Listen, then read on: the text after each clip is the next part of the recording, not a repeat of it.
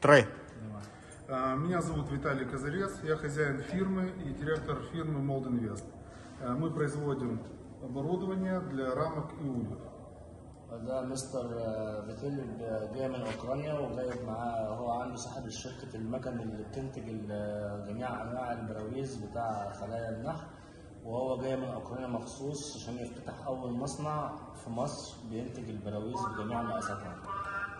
Этот комплект мы помогли фирме запустить полный цикл производства оборудования, производства рамок для улья.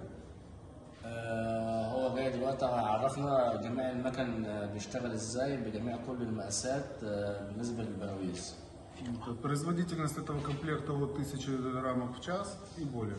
المكن ده بينتج أكتر من 1000 برواز في الساعة. Надеюсь, это будет только большое начало этой фирмы. وده طبعا حاجة Это في будет بداية самая الشغل. большая фирма в Египте. ودي طبعا حاجة في بداية الشغل، وده هيكون أكبر مصنع في مصر لأن ده أول مصنع في مصر يشتغل بالمكن بتاعنا. ده إن شاء الله.